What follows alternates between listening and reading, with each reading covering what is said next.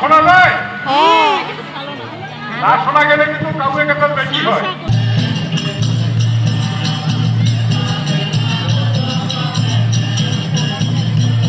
জীবন পরিপূর্ণ হয়। পবিত্র বাইবেলের এই অংশ থেকে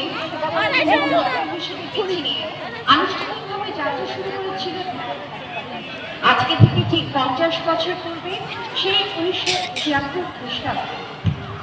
সেই তখন থেকেই দিনাজপুর এবং রংপুর বিভাগের জেলাসমূহে দুস্থ, অসহায় এবং পিছিয়ে পড়া জনগোষ্ঠীর ভরসা স্থল হিসেবে স্বীকৃতি পেয়েছে ল্যাম্ব হাসপাতাল।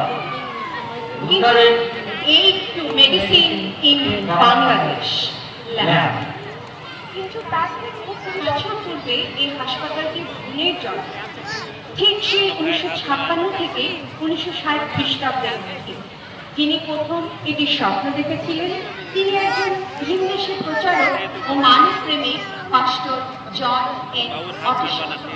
উন্নত বিশ্বের উন্নত জীবনে মায়া ত্যাগ করে তিনি বেছে নিয়েছিলেন তৎকালীন পূর্ব পাকিস্তানে, বর্তমান বাংলাদেশের উত্তর পশ্চিম এলাকাতে।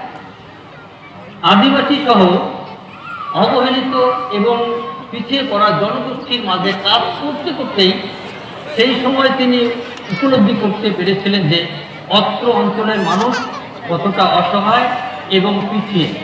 বিশেষ করে সুবিধা বঞ্চিত মানুষদের মাঝে সুস্থভাবে বেঁচে থাকার জন্য স্বাস্থ্যসেবার প্রয়োজনীয়তার তাগিদ থেকেই তিনি তার হৃদয়ে বীজ বুনেছিলেন আজকের এই ল্যাম্বের।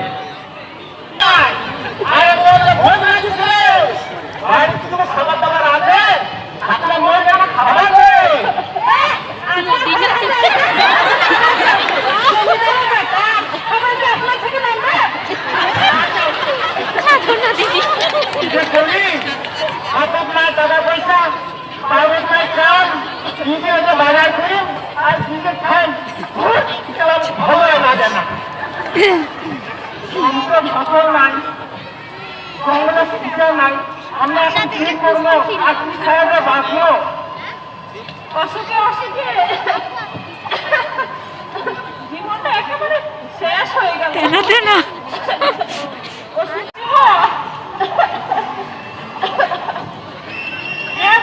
তুই ঠিক বলছিস, আমরা চিকিৎসার অভাবে, খাবার অভাবে মানুষগুলা মরে যাচ্ছি।